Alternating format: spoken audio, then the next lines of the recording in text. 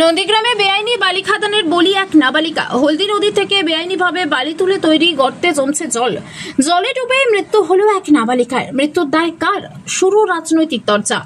নন্দীগ্রাম বিধানসভার বয়াল 2 নম্বর গ্রাম পঞ্চায়েতের দ্বিতীয় খণ্ড জলপাই গ্রামের হলদি নদীর বরাবর একটি বালি খাদান দীর্ঘদিন ধরে চলে আসছে। সেই বালি খাদানের পাশে খেলতে গিয়ে ঘটে গেল মর্মান্তিক ঘটনা। প্রত্যক্ষদর্শীদের মতে রবিবার দুপুর 12টা থেকে 12:30টার মধ্যে দুই বোন সলোনী সিং এবং পিঙ্কি সিং খেলতে যায় বালির খাদানের পাশে। একটি খাদানে বালি পূর্বে ভর্তি থাকলেও বর্তমান সময়ে ওই খাদানে বালি সম্পূর্ণ খালি, ফলে জল পরিপূর্ণ হয়ে আছে। 7 বছরের পিঙ্কি বুঝতে পারেনি, ভুলবশত বালি খাদানের খাদে পা ধুতে গিয়ে গলিয়ে যায় গভীরে।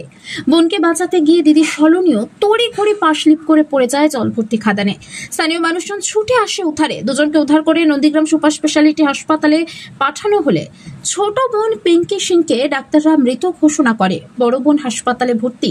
স্থানীয় মানুষজন অভিযোগ করছে, বালি খাদান সরকারি কি বেসরকারি তা জানা নেই, তবে খাদান সম্পূর্ণ খোলা অবস্থায় রয়েছে। ছোট ছোট বাচ্চারা ওই খাদান বরাবর খেলাধুলো করে, তাই ওই খাদানের চারপাশে বাউন্ডারি ওয়ালের ব্যবস্থা করতে হবে, নয়তো আগামী দিনে আবারও দুর্ঘটনার সম্মুখীন হতে পারে এলাকাবাসী। ঘটনা শুরু হয়েছে রাজনৈতিক চর্চা। খেলতে গিয়ে বালি খাদানের জলে পড়ে করুণ পরিণতি হল একই পরিবারের দুইটি ছোট্ট মেয়ে। আর কি ঘটনা ঘটেছে? ওটার কিছু নেই, অ্যাকচুয়ালি এসব বলতে হয় না, বলতে মানে খুব কষ্ট লাগে, খারাপ জিনিস। বলার মতো হয়েছে কি যে ওইখানে যে বালি খাদানটা ওটা অ্যাকচুয়ালি বৈধ কি অবৈধ, লিগেল কি ইনলিগেল আমরাও জানি না। এখানে অবৈধভাবে এরকম চলছে এই বালি খাদান। আজকে এই শিশুগুলো আজকে এরকম হয়েছে। কিছুদিন আগে ওখানে একটা ব্যক্তি ওখানে ঘুমিয়ে গেছিলো, সেও ডেথ হয়ে গেছিলো। তো ওইখানে খুব খারাপ অবনতি এগুলো চলছে।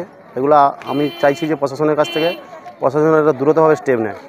এই বালি খাদান আজকের কোনো ঘেরা নেই, কোনো বেড়া দেওয়া নেই। আজকে এখান থেকে বালি তুলছে, এখানে নিকাশি নেই, একটা জল নিকাশি নেই। এই যে আজকে যে বাচ্চাগুলো হলো, এগুলো কে দায় নেবে? এই দায়ভারটা কে দেবে?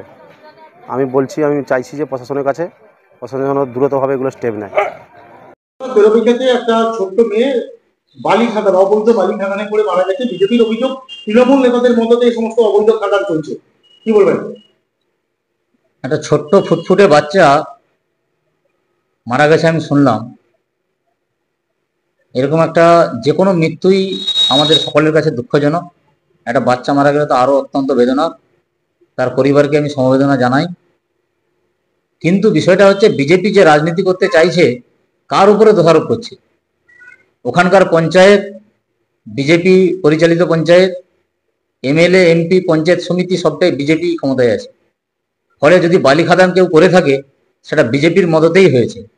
তাহলে বিজেপির উচিত ছিল তাদের গুন্ডারা যারা বালি খাদান করছে তাদেরকে ধরা।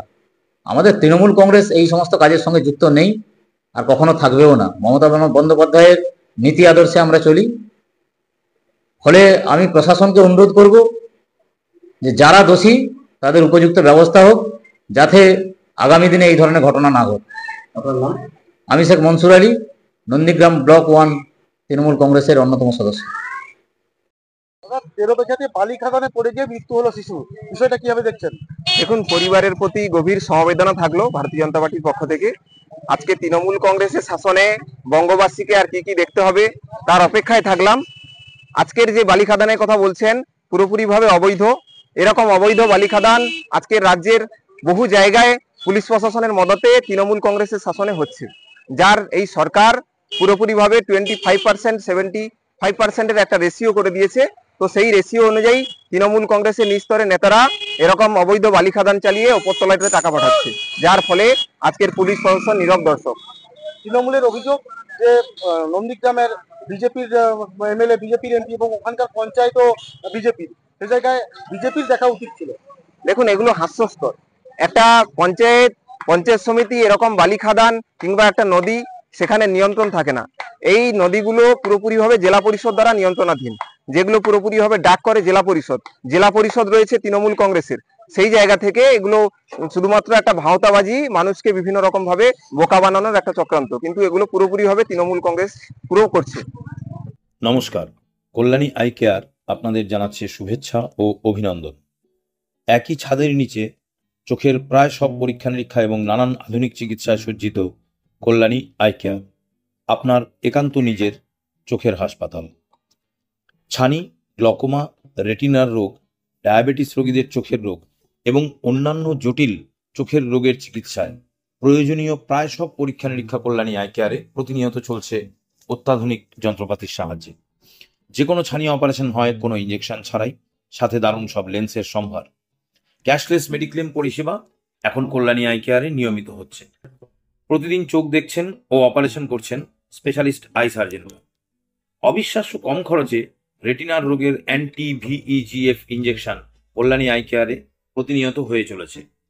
গ্লকোমা এবং ছানি পরবর্তী চিকিৎসায় কল্যাণী আই কেয়ারে রয়েছে লেজার চিকিৎসার ব্যবস্থা।